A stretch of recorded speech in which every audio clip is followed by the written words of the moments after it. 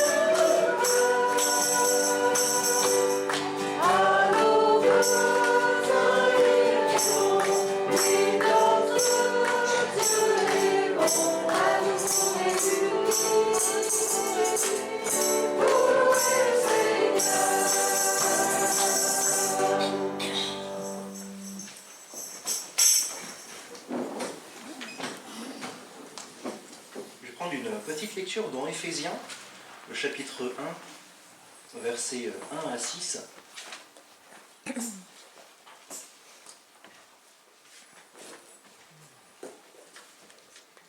Alors, Éphésiens, chapitre 1, versets 1 à 6, qui commence de la façon suivante. Paul, apôtre de Jésus-Christ par la volonté de Dieu, salue ceux qui, à Éphèse, font partie du peuple saint et croient en Jésus-Christ.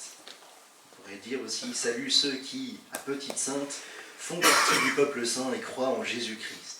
Mais que la grâce et la paix vous soient accordées par Dieu notre Père et par le Seigneur Jésus-Christ.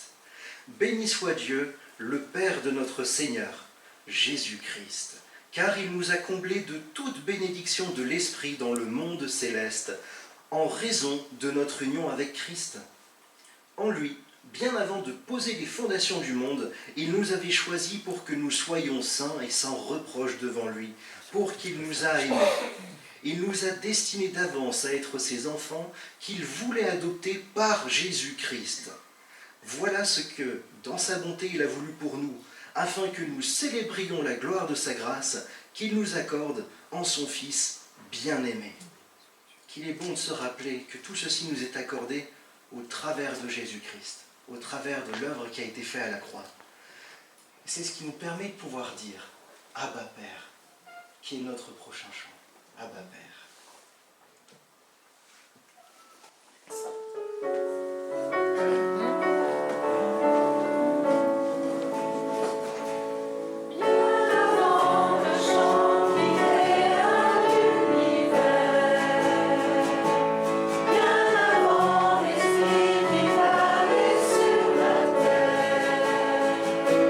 Bien avant que tu ne formes la poussière.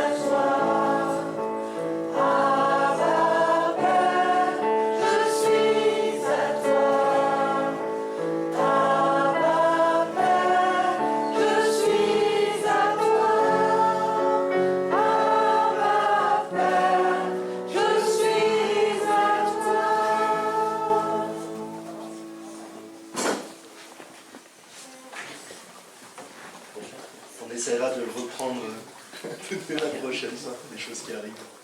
Bonjour, bienvenue, installez-vous. Ma joie est grande. Ce qu'on a lu juste avant, donc dans Éphésiens, je ne suis pas rentré en détail le temps de présenter le chant, mais est-ce que souvent les mots vous manquent pour exprimer ce que vous avez au fond du cœur? Est-ce que parfois vous employez des mots de vocabulaire qui vous dites il manque quelque chose, il manque cette saveur qui exprime ce que je ressens. Et on vient de le chanter Abba Père. C'est incroyable. On peut appeler Dieu notre Père grâce à Jésus-Christ. À part dire merci Seigneur, à part lui dire combien on l'aime, ce qu'on a au fond du cœur. Moi, ça me fascine, ça me fascine. Ce qui me fascine également, c'est Jésus-Christ qui a été jusqu'au bout de toutes choses pour que nous puissions avoir la possibilité d'exprimer d'un cœur sincère notre amour à son égard. Amour qu'il avait déjà pour nous, on l'a chanté avant la création du monde, comme on l'a lu, avant les fondations de ce monde. Afin que nous célébrions la gloire de sa grâce qu'il nous a accordée en son Fils bien-aimé. Gloire à son nom. Avant de laisser un petit temps de prière, je vous propose de chanter ce chant qui dit « Entends mon cœur ».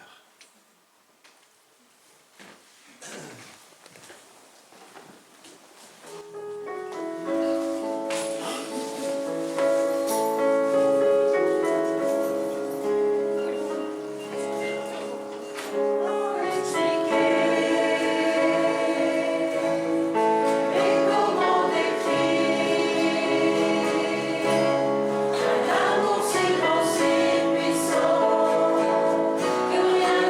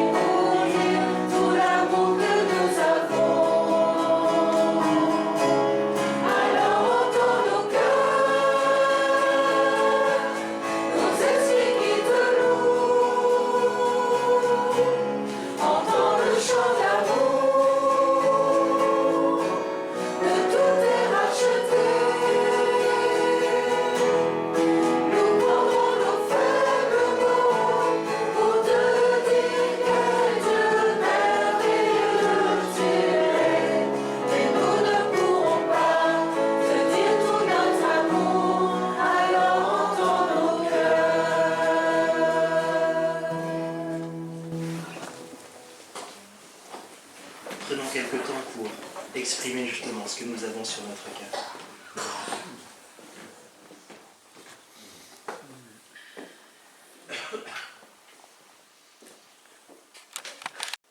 Je vous propose d'exprimer votre confiance, notre confiance en Jésus, avec ce chant qui nous dit « Celui qui m'est en Jésus ». Nos pleines confiance.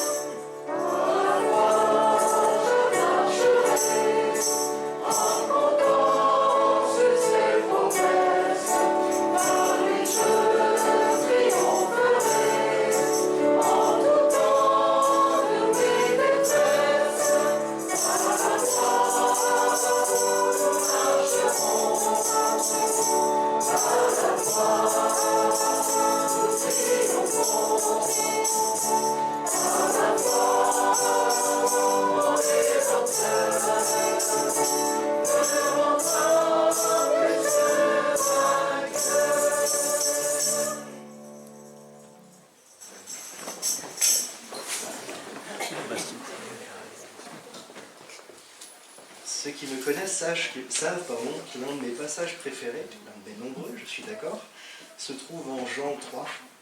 Et juste pour faire la suite de ce qu'on vient de chanter, j'aimerais juste rappeler qui a été élevé. Nous sommes dans une discussion entre Nicodème et Jésus, bon, versets 14 à 16. Il nous dit la chose suivante. « Dans le désert, Moïse a élevé sur un poteau le serpent de bronze. De la même manière, le Fils de l'homme doit lui aussi être élevé, pour que tous ceux qui placent leur confiance en lui aient la vie éternelle. Oui, Dieu a tant aimé le monde qu'il a donné son Fils unique, pour que tous ceux qui placent leur confiance en lui échappent à la perdition et qu'il ait la vie éternelle. » Lors du congrès de Pâques à l'IBG, il y a un point qui a été donné justement sur le verset 14, si tu peux le réafficher, sur le fait d'élever. On dit que Christ est vainqueur, parce qu'il a vaincu sur la mort. Je n'ai pas compris ce que voulait dire. Pourquoi est-ce qu'un serpent avait été élevé? Et ce qui nous avait été donné, à la fois en inspiration historique, mais surtout spirituelle, c'est que qui a tenté Adam et Ève dans le jardin d'Éden? On connaît sous le nom du serpent. Quel était le symbole sur la couronne du pharaon? un serpent. Autant le serpent de bronze avait été élevé pour marquer la victoire de Dieu sur les Égyptiens pour la libération du peuple d'Israël, autant Jésus a été élevé pour marquer sa victoire contre le péché, contre la mort éternelle, pour nous donner la vie. Je n'ai plus la référence en tête exacte, mais celle qui nous dit qu'il porte nos meurtrissures. Je l'ai oublié. Je l'ai oublié. Je vois des bouches s'agiter. N'hésitez pas à le dire. C'est Isaïe, ça. Oui, je sais, mais j'ai plus là. Ah, je pense. C'est pas grave. Dieu sait. Parfois les mots nous manquent. Avant de laisser la place pour que la parole du Seigneur nous soit enseignée d'une certaine façon par Alex, j'aimerais qu'on chante ce dernier chant qui nous dit « Rédempteur adorable ».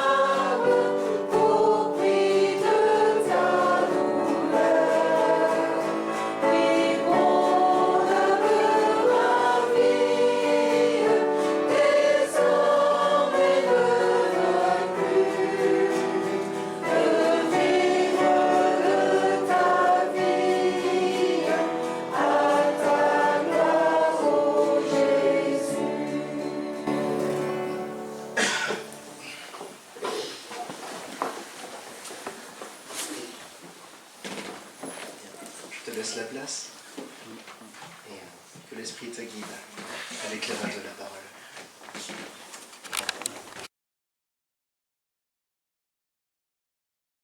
Bonjour à tous et à toutes. Voilà, je vais me mettre.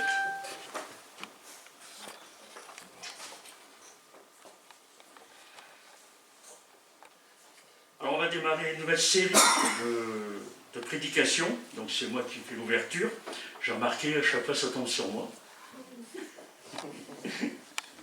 Voilà, c'est comme ça, c'est bien. Alors on va parler, la nouvelle série de prédications va être sur les actes des apôtres. Alors pourquoi ce livre? les anciens ont discuté de ça un petit peu. Alors moi je me suis dit que le livre des Actes nous offre un regard unique sur les débuts de l'Église, l'Église avec un grand E. Il relie les évangiles et les épîtres. Il raconte les évangiles. Ouh là là, excusez-moi. Il relie les évangiles, les épîtres, en racontant comment le Seigneur a posé les fondements de son Église. Donc dans les Actes des Apôtres. Donc ça relie les évangiles et les épîtres. Comment il a répandu l'Esprit de Dieu, comment il a accueilli les non-juifs, ce qu'on appelait les gentils à l'époque, qui maintenant font un seul peuple dans le royaume de Dieu. En outre, c'est le seul récit du Nouveau Testament qui nous immerge dans les premières étapes de l'Église chrétienne naissante. Alors en fait, si nous voulons comprendre la majorité des épîtres, le livre des Actes fournit un contexte essentiel sur la création de la plupart des églises et leur environnement culturel. Ça nous aide à comprendre les épîtres en même temps. Voilà. Alors, les Actes des Apôtres, c'est un récit historique qui retrace les aventures des premiers chrétiens. Alors, dans mes recherches, j'avais vu qu'un prédicateur, il parlait des Actes des Actes des Apôtres, c'était mieux que Netflix. Voilà. Parce qu'il y a d'aventures, il se passe beaucoup de choses. Voilà. C'est aussi un témoignage inspirant, parce qu'à la fin des évangiles, on voit un groupe de disciples de Jésus qui sont tremblotants, qui sont craintifs, et après la venue du Saint-Esprit, donc dès le début des Actes des Apôtres, ils se transforment en leaders influents, ce qu'on appelle aujourd'hui des influenceurs. Sa lecture, c'est un vrai stimulant pour la vie chrétienne et l'action. Vous allez voir, tout au long de ces études, ça devrait nous booster un peu. On y découvre des groupes de disciples qui avancent avec détermination, malgré les obstacles. Alors, et pour beaucoup de chrétiens aussi, ce livre, c'est un manuel d'évangélisation et d'implantation d'églises locales, sert de modèle. On va parler un peu de l'auteur et puis du destinataire, ce qui est logique. Donc, vous savez peut-être tous, mais bon. C'est le deuxième livre écrit par Luc, qui était médecin, était compagnon et collaborateur de l'apôtre Paul. Alors son premier écrit, on le connaît, c'est l'évangile de Luc, qui avait pour objectif de présenter la vie du Seigneur Jésus, sa naissance jusqu'à sa mort et même sa résurrection. Je ne vais pas prendre trop de temps, donc je vais passer des textes. Enfin bon, les textes on les connaît, c'est dans l'évangile chapitre 1, verset 3, donc Luc il en parle, il dit « J'ai décidé à mon tour de m'informer soigneusement sur tout ce qui est arrivé depuis le commencement et de l'exposer par écrit de manière suivie. Très honorable Théophile, donc le destinataire, ainsi tu pourras reconnaître l'entière véracité des enseignements que tu as reçus. » Donc avec le livre des Actes aussi, Luc poursuit le même but. Il va offrir un compte rendu fidèle des événements historiques qui ont marqué les débuts de l'Église. Alors voilà ce qu'il dit. On va ça dans Actes chapitre 1, versets 1 à 2, bien sûr. J'ai parlé dans mon premier livre de tout ce que Jésus a commencé de faire et d'enseigner, jusqu'au jour où il fut enlevé,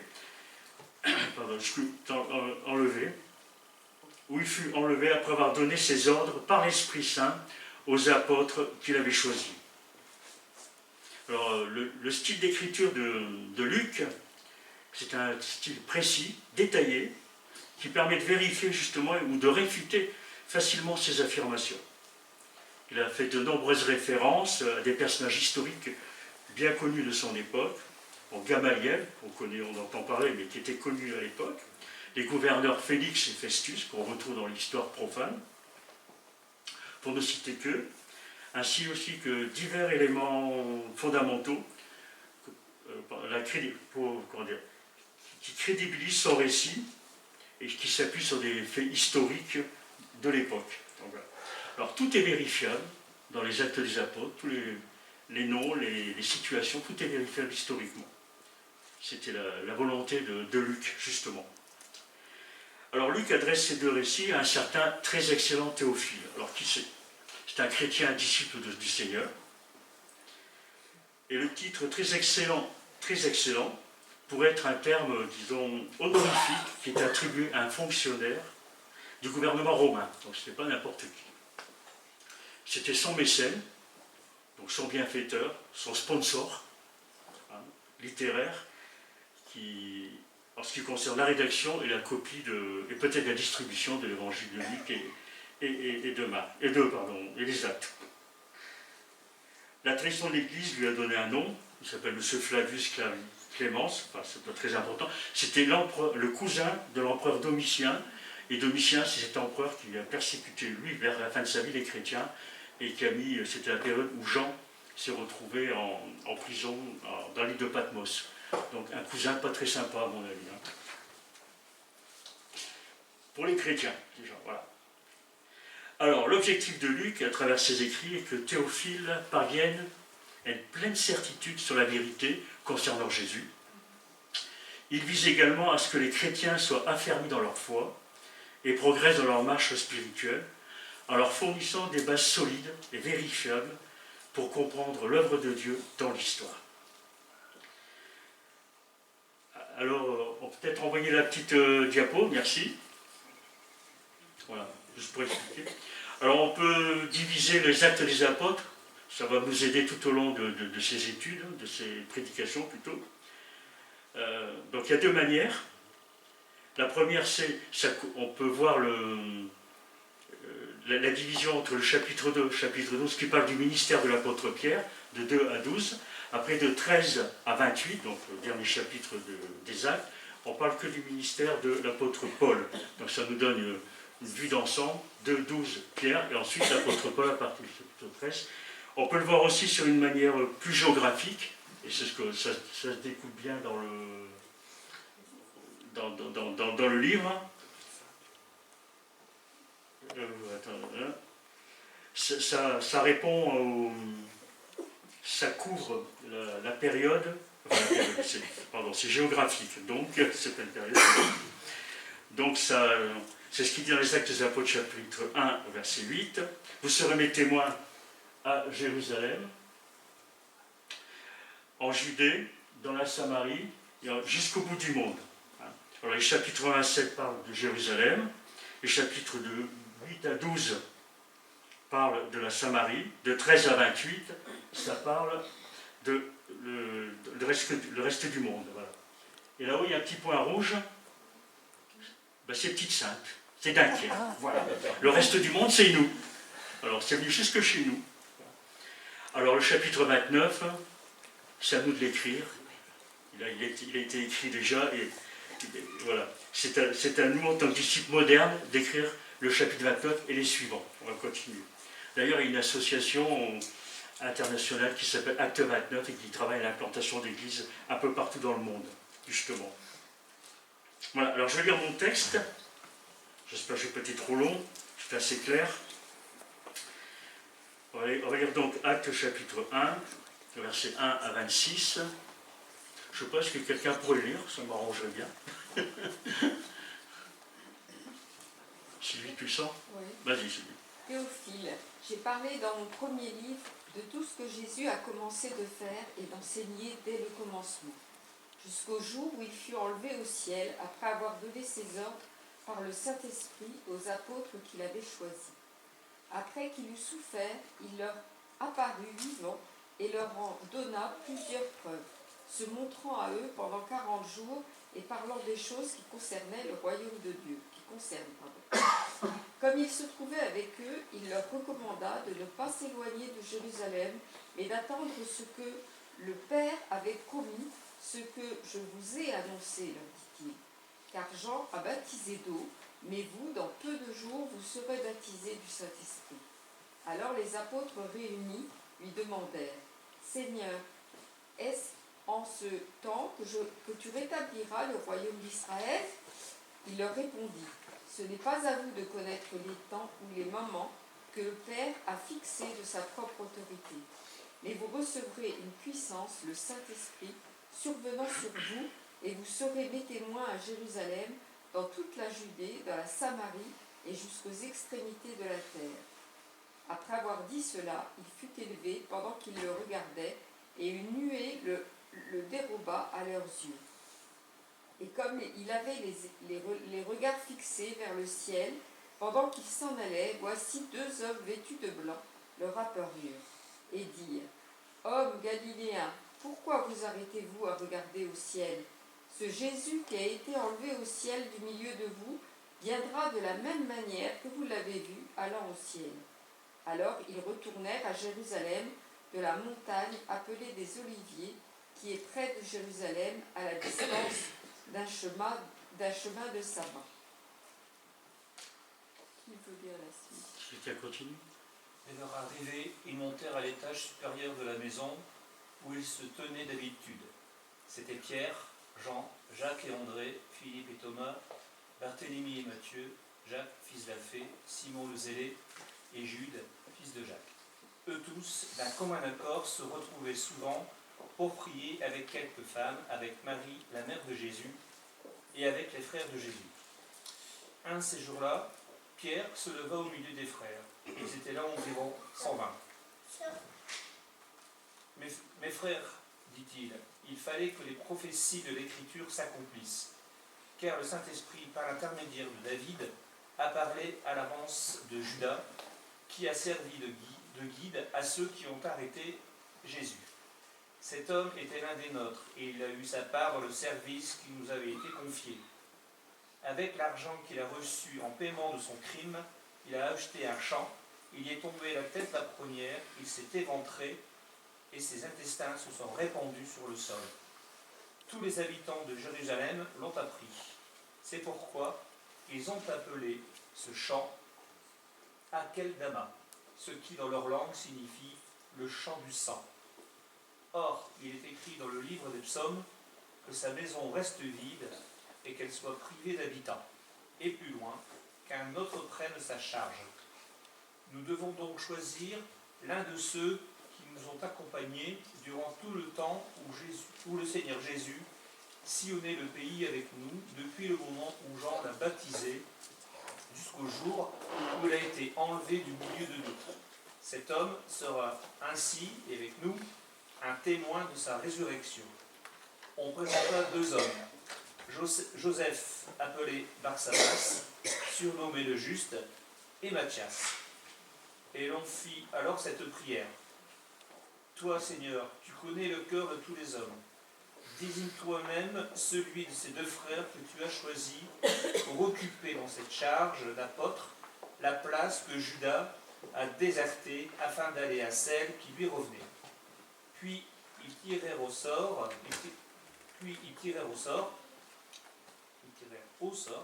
Matthias fut désigné. C'est lui qui fut adjoint aux 11 apôtres. Merci pour les lecteurs, lectrices. Merci. Alors imaginez une entreprise qui s'apprête à lancer un tout nouveau produit révolutionnaire. Les dirigeants réunissent toute l'équipe pour une dernière réunion importante avant le lancement. Ils partagent leur vision, distribuent les rôles, expliquent les étapes à venir et rappellent à chacun que leur travail aura un impact bien au-delà de l'entreprise. Mais juste avant de passer à l'action, ils disent « Attendez, il y a une ressource essentielle que nous allons vous fournir. Sans elle, vous ne pourrez pas accomplir cette mission. » Alors tout le monde est impatient, mais ils comprennent que cette attente est cruciale pour réussir. Les disciples sont, comme cette équipe, prêts à accomplir une mission immense, porter la bonne nouvelle au monde entier. Ils doivent attendre un signal spécial, l'arrivée du Saint-Esprit, de l'Esprit Saint, pour recevoir la puissance et les directives nécessaires. Alors on va survoler ce chapitre en 3 points. Donc l'attente de la promesse, on verra.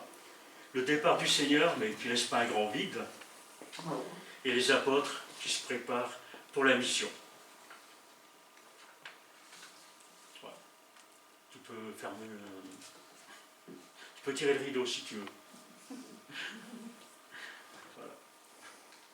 Voilà, alors l'attente du Saint-Esprit, en même temps sur l'épreuve de la résurrection de Jésus-Christ. Il fallait que le Messie passe par la souffrance et la mort. Cela faisait partie du plan de Dieu pour le salut des pécheurs. Rémi nous l'a bien rappelé ce matin encore. Par sa mort sur la croix, Jésus accomplit de manière parfaite et définitive l'œuvre rédemptrice voulue par le Père. Le royaume de Dieu s'est manifesté pleinement avec la venue de Jésus, le roi ressuscité. Par sa mort et sa résurrection, il établit son règne, apportant la réconciliation entre Dieu et l'humanité. Et là, son départ est proche. Il avait auparavant déjà choisi 12 hommes pour poursuivre son œuvre. Il les a préparés avec soin. Son objectif était l'annonce du royaume de Dieu. Alors, pendant 40 jours, à diverses occasions, Jésus a offert à ses disciples des preuves de sa résurrection.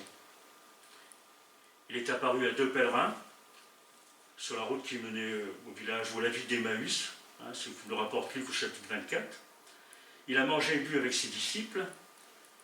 Il s'est également montré à plus de 500 témoins, ce que rapportera l'apôtre Paul dans l'Épître aux Corinthiens. Il a fait à peu près 10 ou 11 apparitions. Alors, quand je dis apparition, c'est apparition corporelle, ce n'est pas quelque chose d'effet. Une vision vague comme ça, c'est vraiment quelque chose de corporel, parce qu'il a même provoqué Thomas en disant à Thomas, mets tes mains dans les marques des clous et dans mon côté. Alors il était essentiel que Jésus se manifeste dans cette situation. Ces apparitions avaient pour but de fortifier leur foi,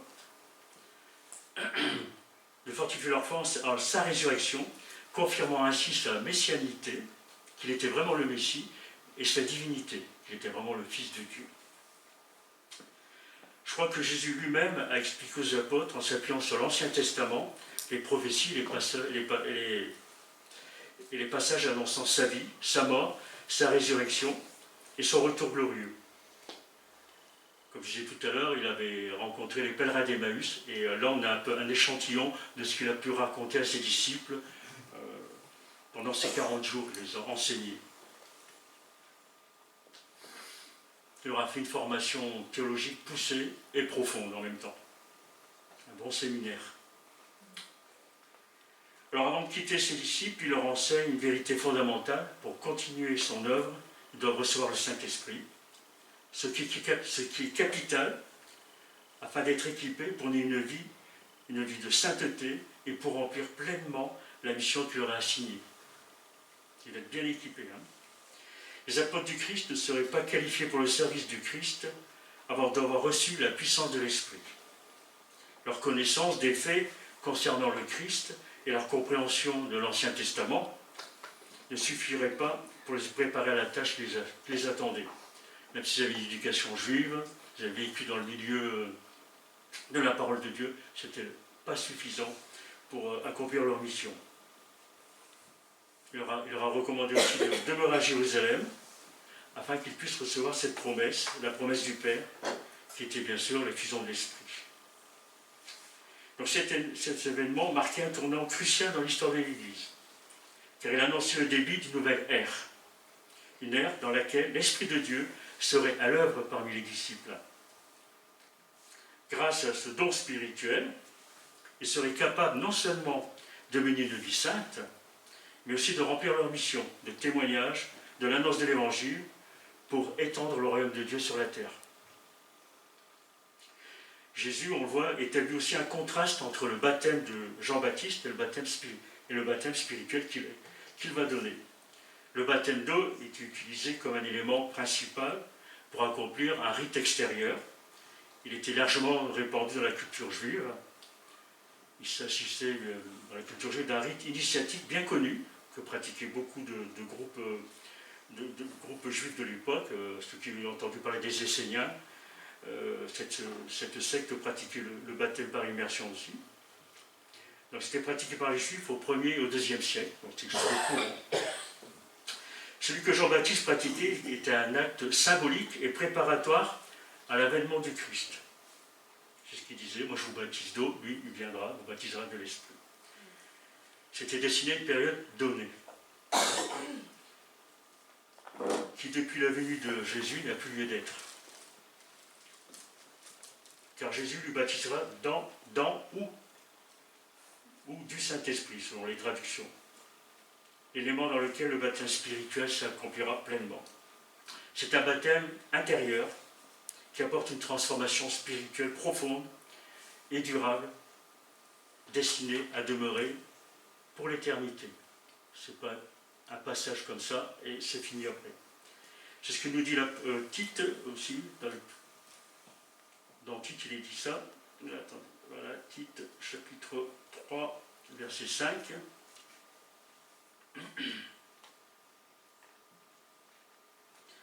Voilà.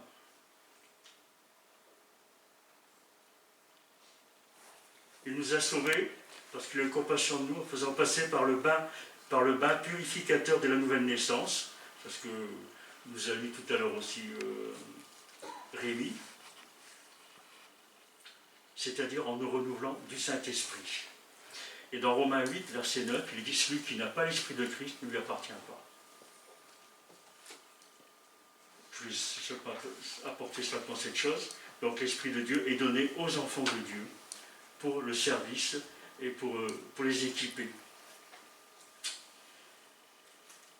Je ne vais pas étaler là-dessus. Paul nous en parlera dans la prochaine prédication, il nous parlera justement de la Pentecôte. Les disciples avaient encore dans le cœur cette conviction que le royaume du Messie serait terrestre, visible et glorieux. Et qu'il allait bientôt apparaître. C'est peut-être ce qu'ils ont cru lorsque Jésus leur a dit « Dans peu de jours, vous serez baptisés du Saint-Esprit ». Mais le Seigneur parlait de quelque chose de beaucoup plus grand. La venue du Saint-Esprit à la Pentecôte, comme je dis, Paul nous en parlera dans la prochaine prédication. Il vous expliquera ça plus en profondeur de ce mystère. Les prophètes de l'Ancien Testament avaient annoncé qu'à cause de leurs péchés, le peuple d'Israël serait exilé et placé sous la domination d'autres nations. Et ces mêmes prophètes parlaient aussi d'une promesse. Dieu enverrait un Messie, un roi issu de la lignée de David, pour ramener le peuple sur sa terre, et restaurer le royaume. Les disciples savaient que les prophètes établissaient un lien entre la venue du royaume et l'Esprit de Dieu. On reste dans Joël et Ézéchiel. D'ailleurs, l'apôtre Pierre reprend le texte de Joël, cette promesse de la venue de l'Esprit pour l'établissement du royaume de Dieu dans les cœurs. Mais comme beaucoup à leur époque, ils attendaient un libérateur politique, un roi puissant qui rendrait à Israël sa gloire passée. Ils espéraient un changement extérieur. Pourtant, Dieu préparait un changement bien plus profond, une œuvre intérieure, invisible aux yeux des humains, mais éternelle. Il venait établir son royaume dans les cœurs, par la puissance de l'Esprit. Les disciples avaient une conception du royaume différente de celle de Jésus, ce qui les amenait parfois à des incompréhensions. Par exemple, ils se demandaient, il y a eu des discussions entre eux quelquefois, qui serait le plus grand quand viendra le royaume de Dieu. Et même il y a une des mamans qui a dit, qui espérait qu'un de ses enfants serait assis à la droite de Dieu quand viendra le royaume de Dieu. Voilà, il y avait des incompréhensions comme ça, manque de compréhension. Alors nous aussi, parfois, il nous arrive d'avoir une vision erronée du royaume de Dieu. Nous sommes influencés par nos attentes personnelles et nos ambitions. Il y a un réel danger, frères et sœurs, celui de passer à côté de la mission que le Seigneur nous confie. D'être des témoins, tout simplement. Alors Jésus les renvoie à leur mission, c'est d'être ses témoins, justement. Et pour accomplir cette tâche, ils doivent attendre le don promis, le Saint-Esprit. Cette puissance, ils l'avaient déjà observée à l'œuvre dans le ministère de Jésus. Elle viendrait désormais habiter en eux, les équipant pour leur mission. Comme nous l'avons vu dans l'introduction, les disciples ont finalement accompli leur mandat. Alors, on a vu, le monde entier a été évangélisé, et on en est les fruits. Ils sont partis de Jérusalem, ont porté le message de l'évangile jusqu'aux extrémités de la terre, et comme je disais tout à l'heure en rigolant, jusqu'à Petite Sainte. Donc, je leur avais dit, mais vous recevrez une puissance, le Saint-Esprit de Dieu survenant sur vous, vous serez mes témoins à Jérusalem, dans toute la Judée, jusqu'aux extrémités de la terre. Ce verset est riche de promesses. Jésus assure à ses disciples, et donc à moi, à chacun d'entre nous, à tous ceux qui le suivent, qu'il passera en nous son esprit, accompagné de sa toute-puissance. Et le but en est d'être des témoins, d'être équipés pour le témoignage. Pour chaque chrétien, chacun dans leur contexte, avec leurs dons, sont appelés d'être des témoins. Dieu nous a équipés pour accomplir cette mission. Et si nous ne témoignons pas, personne ne le fera à notre place. Alors bien sûr, selon pratique, cela peut commencer par des petites actions concrètes. Partager une parole d'encouragement ou de foi avec quelqu'un en difficulté. On a cette capacité. Moi, ça m'est déjà arrivé. Je faisais de la musique avec des musiciens, avec des copains, il y a longtemps. Il y en avait un qui a un gros problème. Il est venu me voir. Je sais qu'Alex, toi, tu es chrétien. Il dit voilà, j'ai tel et tel problème. Est-ce que tu peux me conseiller? Et c'était des gens qui apparemment ne croyaient pas en Dieu. Voilà. Parce que j'étais un chrétien, parce que l'Esprit de Dieu habitait en moi, tout simplement. Il est venu me poser des questions parce qu'il avait des problèmes. Voilà. Ça peut être des situations comme ça. Je crois que je ne suis pas le seul à vivre ce genre de choses. Témoigner de l'impact de Christ dans nos vies, lors d'une conversation. Être un exemple par notre comportement, en montrant de l'amour. On connaît l'amour de Dieu pour nous, donc on peut le manifester. L'intégrité, l'Esprit de Dieu nous pousse à marcher dans la sainteté. La patience de Christ aussi. Jésus est ressuscité et il règne. N'oublions pas que nous avons le Saint-Esprit qui nous donnera la force nécessaire pour être ses témoins. Alors l'ascension de Jésus ne l'a pas laissé un vide.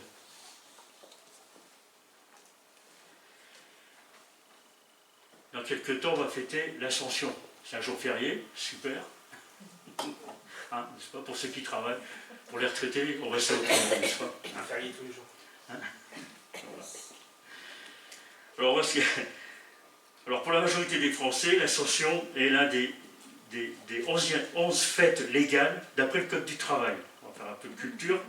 Le jeudi de l'Ascension est un jour férié légal, comme le stipule le Code du travail dans son article 313.1. Voilà. Voilà, si vous voulez. Alors, le jeudi de l'Ascension peut sembler un jour de férié ordinaire, mais l'événement qu'il commémore est tout à fait n'est pas banal. Ce jour-là, Christ est élevé dans la gloire. Et les disciples ont aperçu la nuée de la gloire qu'il avait enveloppée sur le mont de la Transfiguration. On voit ça dans l'évangile de Matthieu. Cette même nuée qui avait accompagné Israël dans le désert sous la forme d'une colonne de feu ou d'une colonne de nuée, marchait devant le peuple pour le guider. Pour ceux qui connaissent ces textes, on voit ça dans l'Exode. Et c'est simplement la sortie la plus royale de tous les temps, celle que Jésus mérite. Elle est divine. Si Jésus est venu sur la terre humblement, il part dans la gloire. C'est une citation du pasteur Philippe Viguier, qui est en Normandie, je crois. Les disciples sont remplis d'émerveillement, ils sont restés là, les yeux fixés vers le ciel, contemplant cette scène extraordinaire. On aurait voulu être là aussi. Mais ce n'était pas le moment aussi de céder à la nostalgie, ancrée dans le passé, ou se perdre dans des découragements mélancoliques, ni de nourrir des aspirations stériles.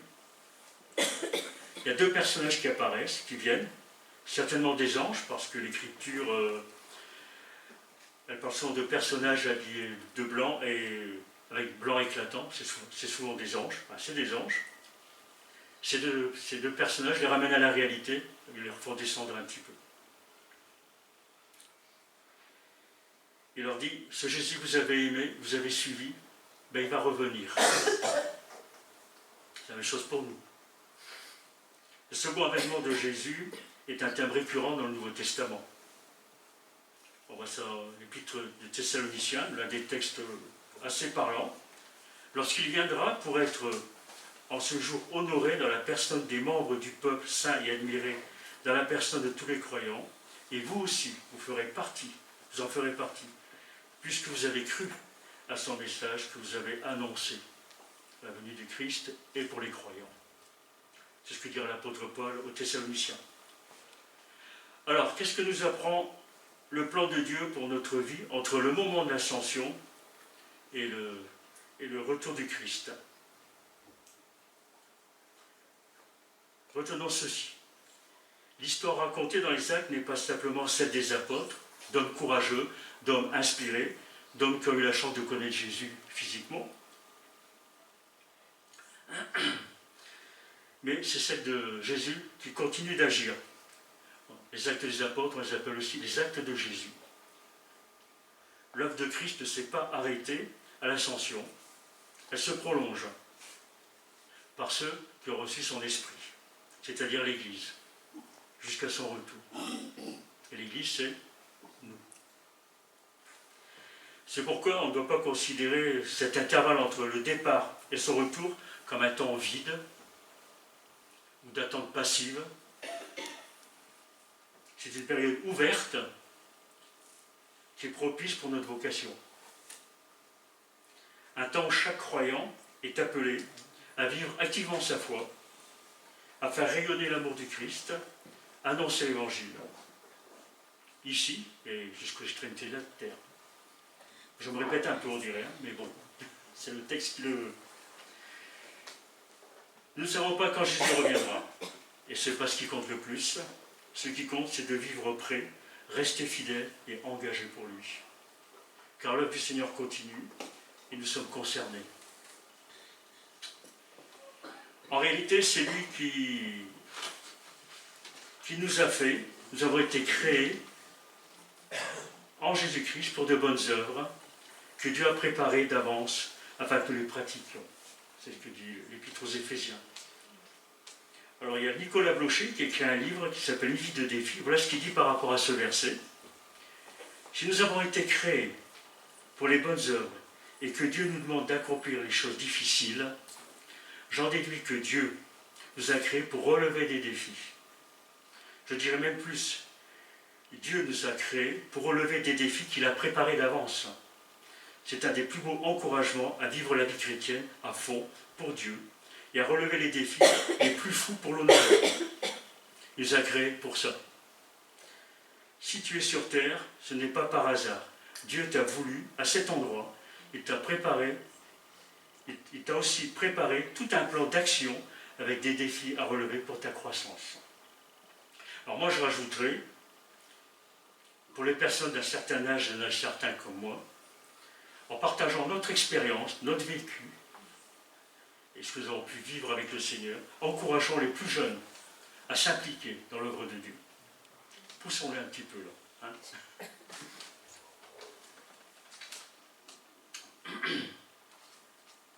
Alors j'ai encore un peu de temps. Voilà. Alors il y a quelques années, il y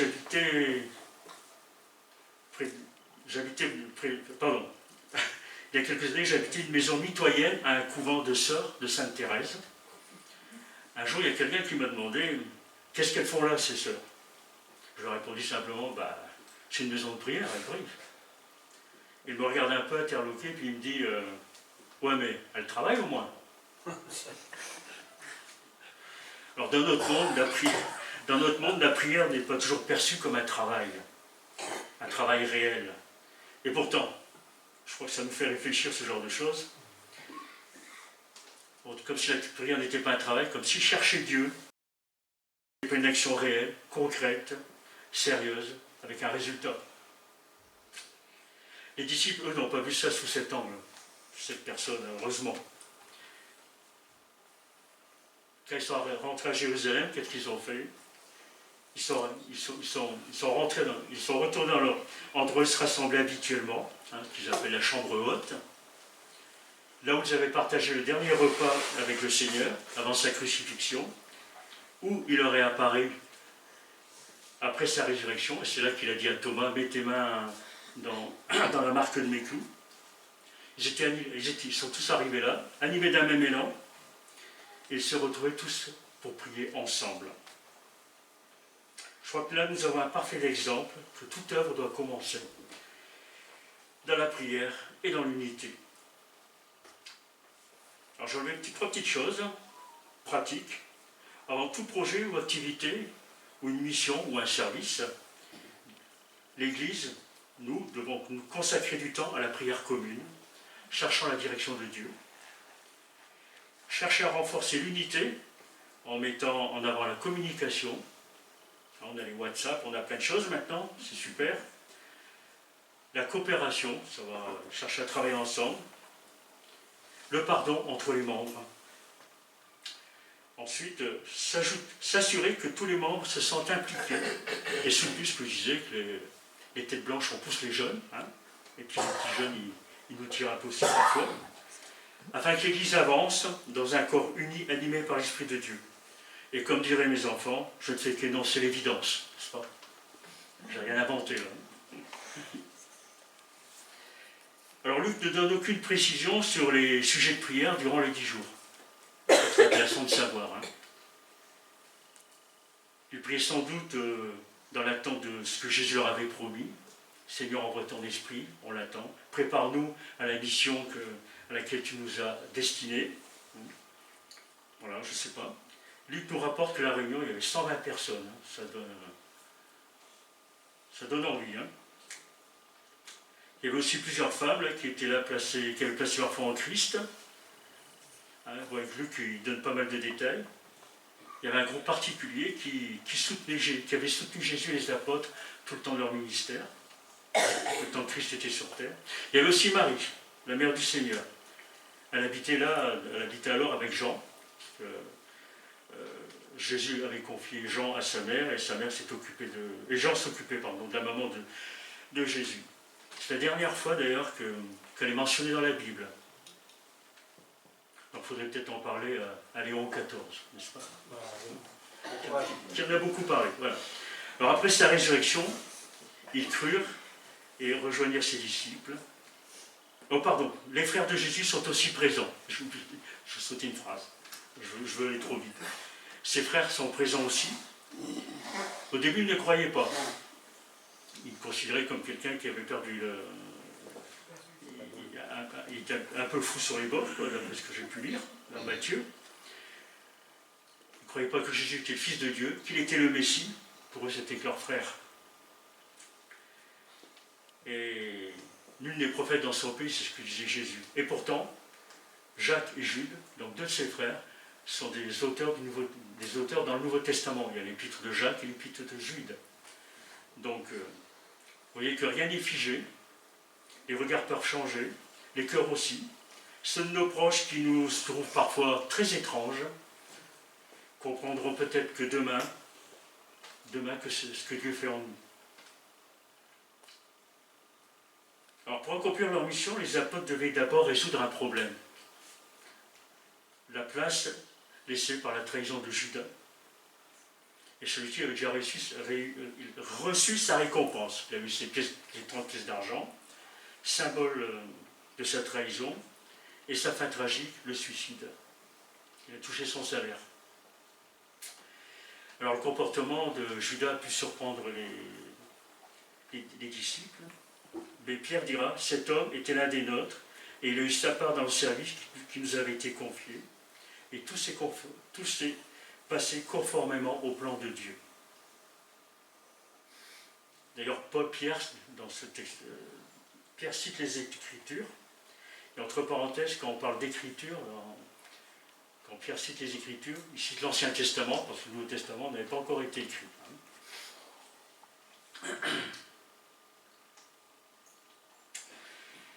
Dieu avait annoncé d'avance, par l'intermédiaire du roi David, le reniement de Judas, et son remplacement faisait partie aussi du plan de Dieu. La souveraineté de Dieu s'exerce dans tous les domaines. Et même ce triste événement a servi à accomplir le plan rédempteur annoncé par les Écritures et de préparer l'Église pour sa mission. Il fallait un 12e apôtre. Parce que Jésus l'avait annoncé d'une certaine manière dans Matthieu 19, 28, il disait « Vraiment, je vous l'assure, quand le monde connaîtra son renouveau et que le Fils de l'homme aura pris place sur son trône glorieux, donc par lui, vous qui m'avez suivi, vous siégerez, vous aussi, sur 12 trônes pour gouverner les 12 tribus d'Israël. » Donc il fallait vraiment un 12e apôtre. Alors pour remplacer Judas, les apôtres ne cherchent pas simplement quelqu'un de volontaire, parmi les 120, quelqu'un de talentueux, il y avait des gens très compétents, certainement, les critères étaient très élevés. Alors l'apôtre Paul les rappelle. Les apôtres avaient d'abord, parce que les critères étaient élevés, parce que l'enjeu était très important. Ils avaient une charge importante, une mission importante à accomplir. Donc on ne pouvait pas faire ça comme ça rapidement, jouer sur les émotions, les sentiments et les choses comme ça. Ils discernent avec sagesse et prière quelles sont les exigences de Dieu pour accomplir son œuvre. Donc les critères sont, il faut donc que parmi ceux qui nous ont accompagnés tout le temps, donc il faut quelqu'un, voilà, que cette personne est accompagnée tout le temps, le futur témoin devait avoir marché avec Jésus depuis le début, même s'il n'était pas sous les projecteurs. Hein, parce que Matthias, on n'en parle pas du tout. Il devait être avec eux depuis le baptême de Jean jusqu'au jour où il fut élevé. Le candidat devait avoir vécu tout le parcours du ministère de Jésus, depuis Jean-Baptiste jusqu'à l'Ascension. Il n'était pas seulement informé de ce que Jésus a fait. Il était nécessaire qu'il soit un témoin oculaire. Il était présent dans toutes ces situations pour qu'il devienne avec nous, disait Pierre, un témoin de sa résurrection. Il devait avoir vu le Christ ressuscité jusqu'au moment de l'Ascension, assister à son départ. Donc les critères étaient très élevés, tout le monde ne pouvait pas y assister. Ce passage nous enseigne, moi je trouve, que choisir des responsables spirituels, ça choisit avec prière, avec discernement, en valorisant quelques principes qui sont énoncés là, sous-jacents, la fidélité, l'expérience spirituelle, la direction de Dieu, ils ont prié, ils ont cherché la volonté de Dieu, plutôt que de simples compétences ou des volontés, ou une bonne volonté humaine de la part des personnes. Voilà. Donc avant de conclure, j'aimerais faire juste une petite explication sur le tirage au sort, quelquefois ça peut nous poser des questions, que j'ai emprunté à un commentaire de John MacArthur, que beaucoup d'entre nous connaissent, hein, pasteur et théologien. Voilà ce qu'il dit. Il dit cette méthode, donc le tirage au sort, c'est une méthode qu'endosse l'Ancien Testament pour déterminer la volonté de Dieu. Dans les Proverbes, il est écrit « On jette le sort dans le pan de la robe, mais toute décision vient de l'Éternel. » C'est ici la dernière mention que fait l'Écriture de cette pratique, là dans les Actes des Apôtres. Car la venue de l'Esprit et l'achèvement du canon d'Écriture, donc les 66 livres de la Bible, rendent cette pratique complètement inutile. Le Seigneur a donc fait son choix à l'époque, et le sort est tombé sur Matthias, qui était associé aux 11 apôtres.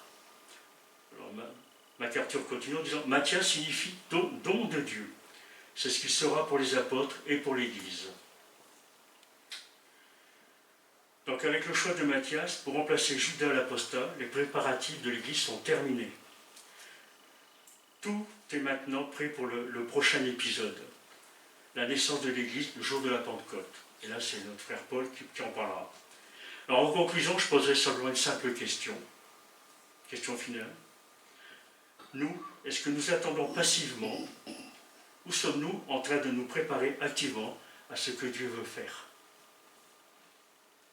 Question que je me pose et que je vous pose en tant qu'Église. Voilà, merci pour votre écoute. J'espère que j'étais suffisamment clair. Voilà, je laisse la place à Rémi. Voilà. Vous voyez que je pensais qu'on allait faire les annonces, mais on les fera à la toute fin du coup. Dans ce cas-là, pour conclure cette prédication, je vous propose le chant « Une seule Église ».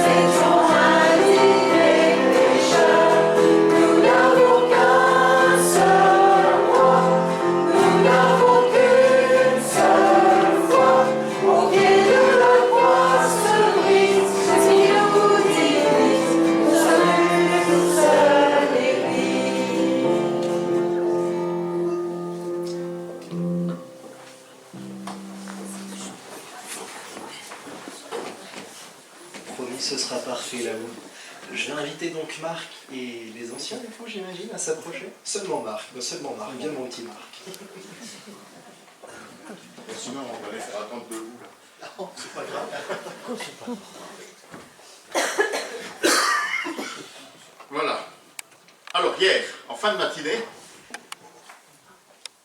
notre frère André, notre sœur Francisca ont, comme on dit, convolé en juste noces. Alors, vous, par contre, je vous invite à vous avancer qu'on vous voit. Hein. Vous, je vous invite à vous avancer qu'on vous voit. Hein. Les tout nouveaux mariés, les jeunes mariés.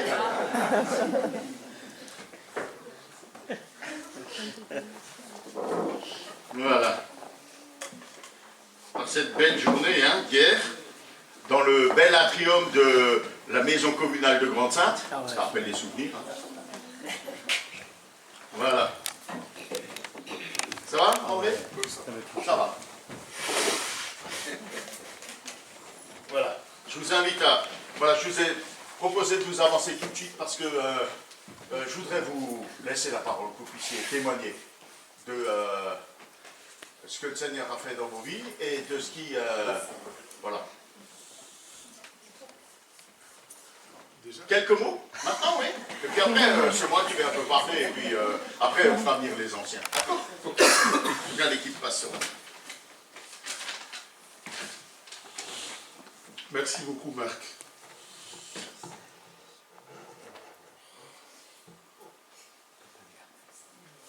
S'il faut que je témoigne sur ce que le Seigneur a fait pour nous, je crois qu'on en aura pour tout l'après-midi.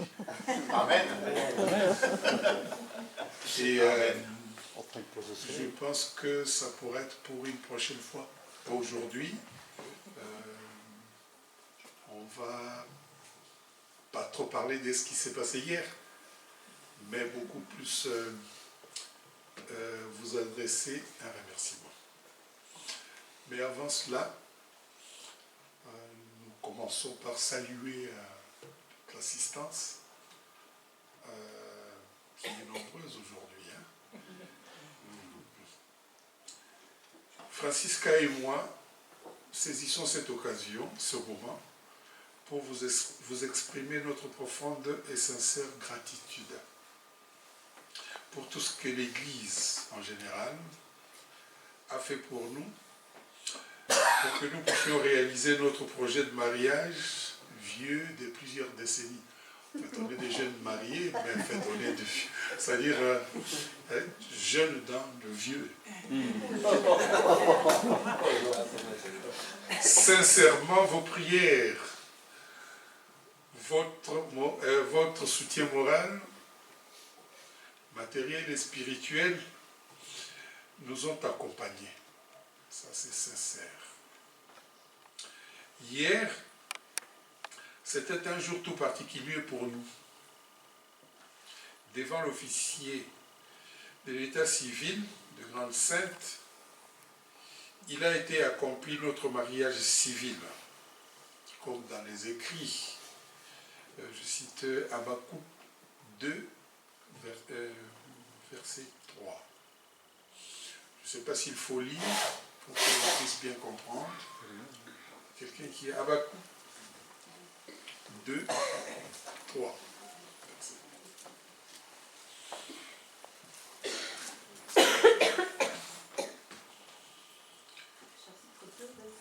Oui. Car c'est une révélation qui porte sur un temps fixé, qui parle de la fin. Ce n'est pas mensongère. Si même il faut attendre que vienne l'Éternel, attends-le patiemment, car il vient sûrement, il ne tardera pas. C'est ce que je disais tout à l'heure.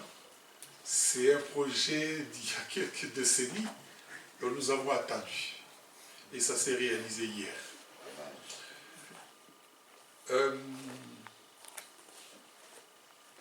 Nous rendons grâce à Dieu, le maître des temps et des circonstances. Aussi, nos remerciements s'adressent particulièrement à Marc, notre Père spirituel, qui, par ses conseils, nous avons eu foi en ce que nous avons accompli. Il a disposé de son temps pour être physiquement avec nous toute la journée de samedi 10 mai 2025, donc hier, toute la journée. La célébration de cette merveilleuse journée a été rendue possible grâce à d'exceptionnelles personnes altruistes. Nous citons Ruth, Dame Ruth, grand artisan de la réussite qui était au four et au moulin des préparatifs à la réalisation. Elle était là. Bernard, c'est l'homme orchestre. Il nous a épatés hier. Christine, impeccable décoratrice, qui a embelli agréablement la salle. Rémi, les DJ, avec une programmation digne d'un talentueux professionnel. Saïd, il n'est pas là, trop calme, mais il sait ce qu'il doit faire. C'était le grand photographe et reporter. Alors, vos apports ont eu un impact très significatif sur nous et nous avons été profondément émus. Nous vous en sommes infiniment reconnaissants. Surtout, nous sommes chanceux de vous avoir dans notre vie. Et c'est là pour longtemps, et je dirais même pour très longtemps. Sincèrement, merci. C'est le mot que nous avions à vous dire, à vous communiquer aujourd'hui. Mais pour les témoignages, nous avons des témoignages, pas un, mais plusieurs. Le moment venu, on va le faire, on ne manquera pas. Très prochainement d'ailleurs. Merci beaucoup.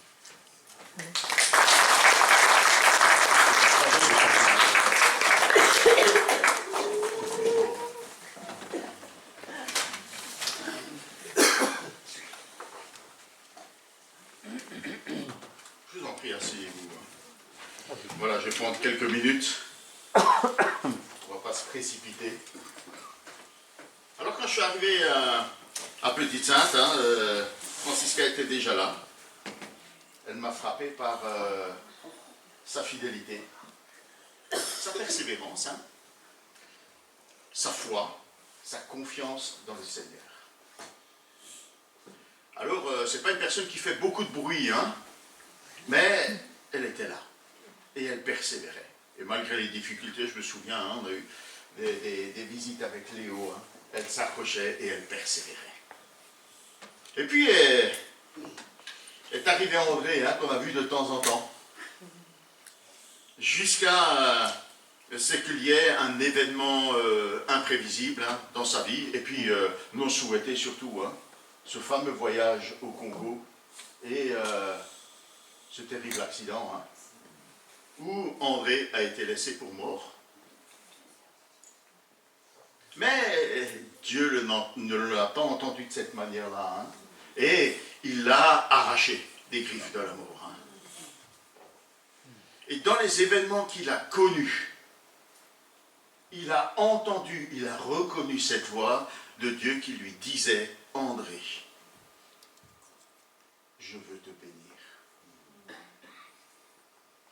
André a entendu cette voix, il a saisi la main de celui qui le secourait, et puis voilà, il a progressé dans sa foi et dans son attachement à Dieu. Alors on peut se demander, voilà, habituellement on a des jeunes gens qui sont là pour les mariages. Pourquoi André et Francisca sont ces jeunes mariés, je ne sais pas, vieux, moi je dis pas vieux, voilà, Dieu c'est toujours plus loin, Dieu c'est toujours plus loin. Vous savez, selon l'Écriture, le mariage, c'est 3 choses. Hein. On connaît tous le texte qui dit l'homme quittera son père et sa mère et s'attachera à sa femme et ils deviendront une seule chair. On connaît aussi le texte qui dit que l'homme ne sépare pas ce que Dieu a uni.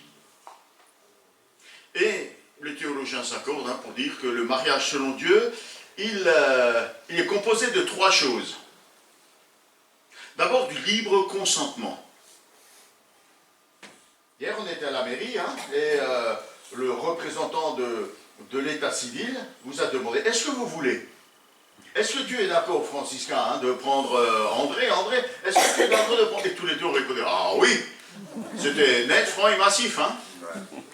Après, ils se sont échangés les alliances, ils se sont fait des promesses, c'était pas... Voilà, c'était vrai, ça venait du cœur, c'était librement consenti. La deuxième chose qui compose le mariage selon Dieu, c'est l'engagement social. C'est de dire devant tout le monde, voilà, dorénavant, nous sommes unis, nous voulons vivre ensemble. Que tout le monde le reconnaisse, pour que ça puisse être respecté. Parce que Dieu protège le mariage.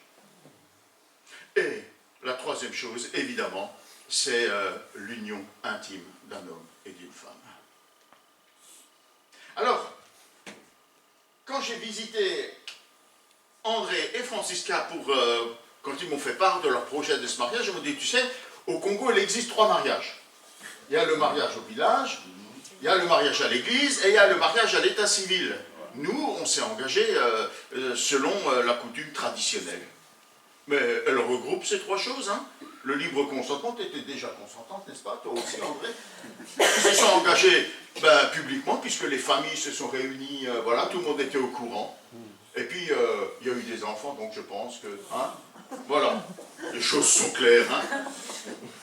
Alors on peut se demander, mais pourquoi ce mariage aujourd'hui selon les normes de la République française? Parce que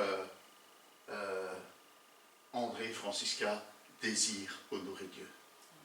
Parce que André et Francisca désirent obéir au Seigneur. Et être mariés selon les normes de la République, non, que ce soit reconnu ici, légalement. Ça peut détail, ça peut paraître anecdotique. Mais je voudrais vous dire à vous, comme je voudrais vous le dire à toute l'Assemblée, Dieu honore celui et celle qui l'honore. Dieu bénit celui et celle qui lui obéit par la foi. La bénédiction de Dieu, elle était évidente, par ce que tu as vécu, André. Mais aussi cette journée d'hier, on l'a reconnu ensemble. Ce soleil qui brillait, cet atrium tellement accueillant. Et Dieu a même maîtrisé l'horaire. Mais il a tout maîtrisé, du début à la fin. Et puis comme tu disais des remerciements, moi je voudrais en ajouter un pour les cuisinières qui nous ont... Waouh! On remet ça aujourd'hui? Non, c'est une blague. C'est une blague. Alors, oui, la bénédiction, elle est dans l'obéissance. Seulement, voilà, puisque vous obéissez, Dieu vous accorde sa bénédiction, mais cette bénédiction, on veut la formaliser aujourd'hui. Parce que vous demandez l'assistance, l'aide et le secours du Seigneur pour votre vie. Il vous l'a accordé dans le passé et il continuera à le faire. Et vous savez, voilà la manière dont Dieu a demandé que son peuple soit béni. Il dit, vous bénirez ainsi le peuple de Dieu, les enfants d'Israël à l'époque, mais le peuple de Dieu, ceux qui appartiennent à Dieu. Que l'Éternel te bénisse et te garde. Que l'Éternel fasse briller sa face sur toi et t'accorde sa grâce. Que l'Éternel lève sa face vers toi et te donne la paix. C'est ainsi qu'ils mettront mon nom sur les Israélites et je les bénirai. Alors je vais le reformuler. André, Francisca, que l'Éternel vous bénisse et vous garde. André et Francisca, que l'Éternel fasse briller sa face sur vous et qu'il vous accorde sa grâce. Que l'Éternel lève sa face vers vous et vous donne la paix. C'est ainsi que, ensemble, Église de Petites Saintes réunies, nous voulons mettre le nom de l'Éternel sur vous, sur votre foyer, sur votre famille tout entière. Amen. Que l'Éternel, que le Seigneur vous bénisse. Amen. Je voudrais, à cette occasion, vous offrir de la part de l'Église cette Bible. Alors je sais que vous avez des Bibles et que vous les lisez et que vous cherchez à écouter la voix de Dieu. Mais cette Bible, elle est symbolique. Alors elle est un petit peu augmentée par des méditations et des conseils pour les couples, mais elle est symbolique. On offre une Bible au mariage pour qu'elle soit le fondement. Que le Seigneur vous aide à fonder votre foyer, votre famille, sur les directives, les conseils que Dieu nous donne dans sa sagesse, et qu'il puisse continuer à accorder abondamment sa bénédiction et sa grâce sur votre foyer. Amen. Je vous la remets. Voilà. Maintenant, j'invite l'équipe pastorale à me rejoindre. J'invite l'assistance à se lever pour la bénédiction. Comme vous voulez, vous pouvez rester assis, vous pouvez vous lever. Vous êtes les voisins. Voilà, j'invite les frères qui ont la responsabilité pastorale dans l'Église, de prier pour André, pour Francisca, pour leur famille tout entière. Je pense à Marlon aussi, qui est parmi nous, fils, et puis toute la famille qui est réunie là, que le Seigneur accorde largement, abondamment, sa bénédiction comme il a déjà commencé à le faire dans la vie.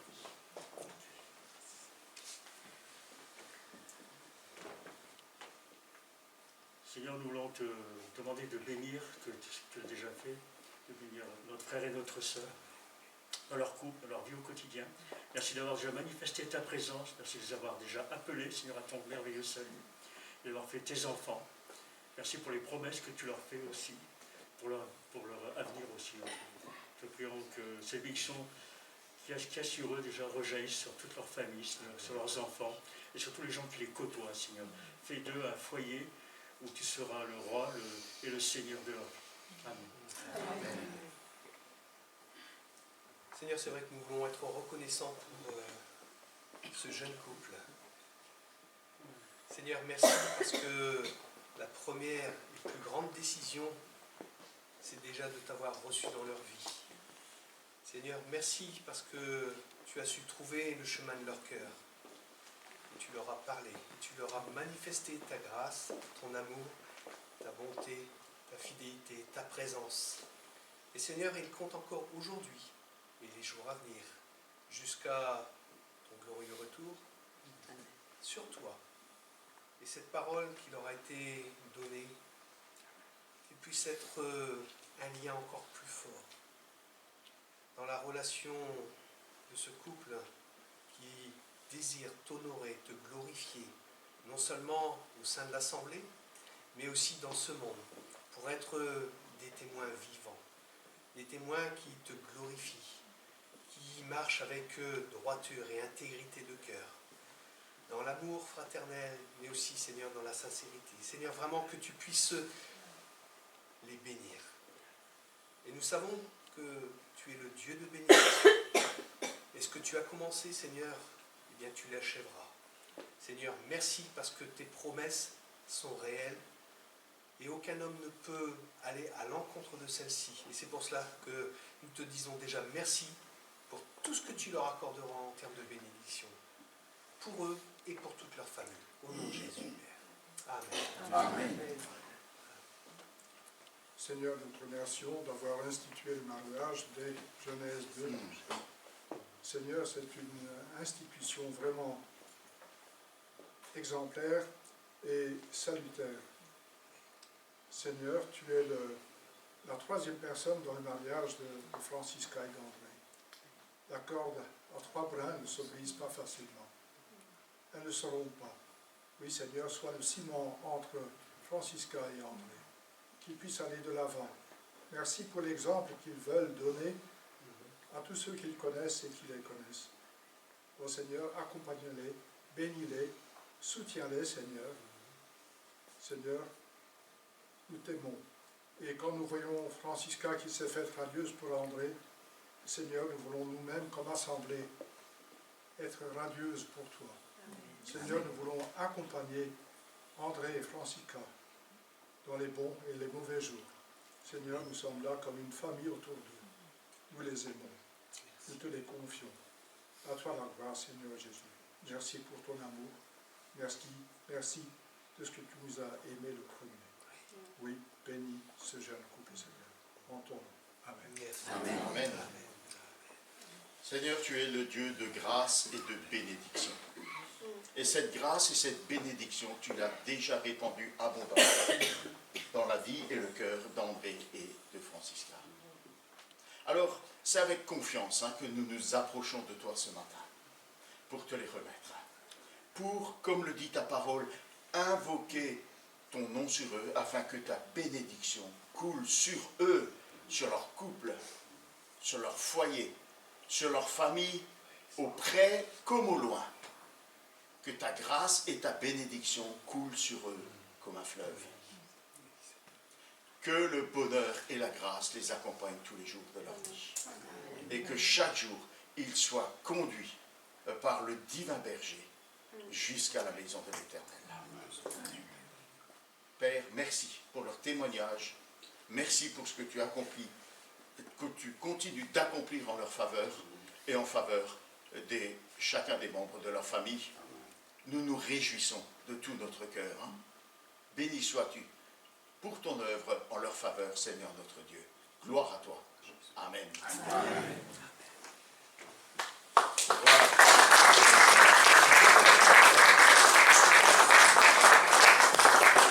Alors, j'en profite pour souhaiter la bienvenue à la famille, aux amis. On est vraiment très très contents de votre présence avec nous et de vous côtoyer hier. A été vraiment savoureux, ça a été un moment savoureux. Merci de votre présence. Alors on va poursuivre ces beaux moments par un temps d'apéritif tout à l'heure, mais on va avoir un petit temps d'annonce, et puis après on va permettre à DJ Rémi de clôturer le culte. Ça va? Voilà.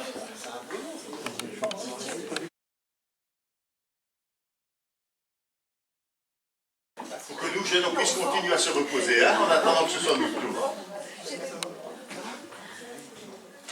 Ah, c'est comme vous le souhaitez.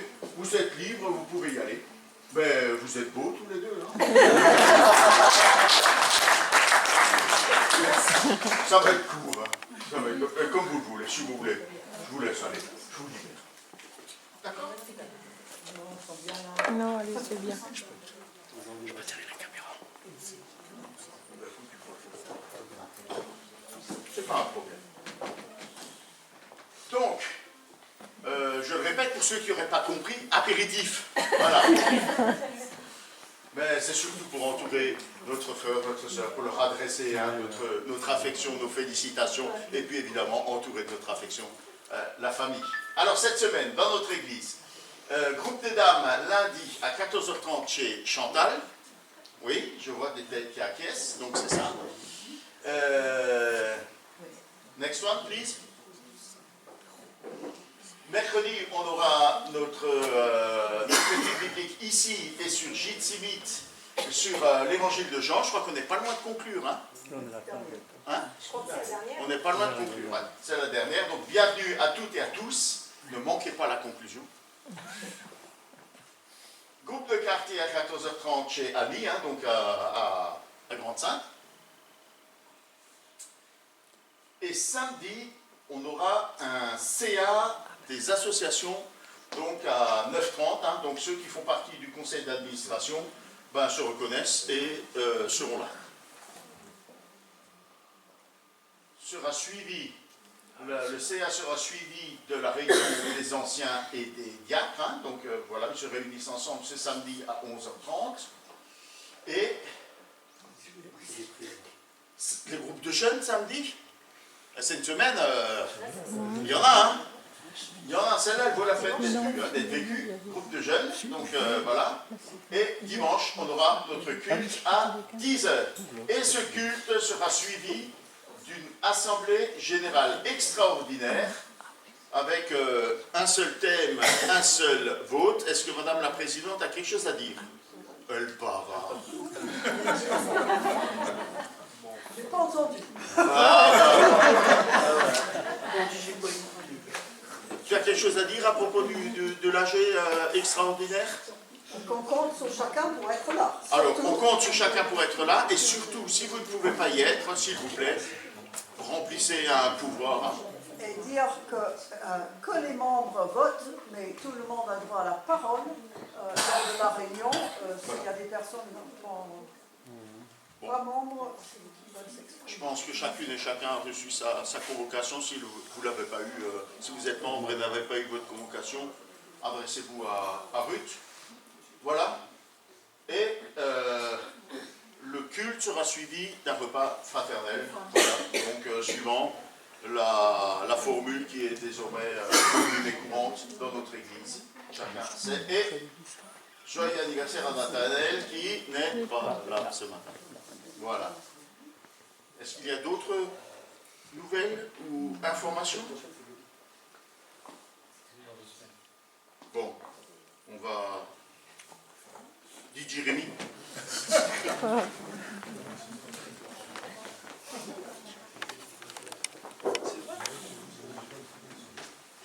Il n'était pas prévu, mais est-ce qu'on peut prendre le À toi la gloire 200? À toi la gloire 200, oui.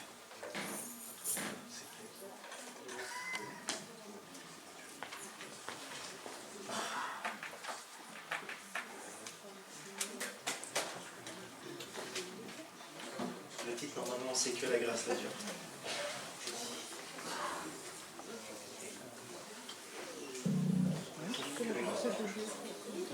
Ça permettra de conclure. Pour ceux qui veulent rester, sentez-vous libre, bien entendu. Bienvenue. Non, non. Christine, on n'embête pas la technique, on a besoin de lui. Embête pas la technique, on a besoin de lui, s'il te plaît. Merci. Non. Que le Dieu, que la grâce de Dieu, pardon. Que la grâce de Dieu soit sur toi, c'est ça? Que le Dieu de la grâce soit sur toi. Que la grâce de Dieu. C'est ça. Que la grâce de Dieu soit sur toi.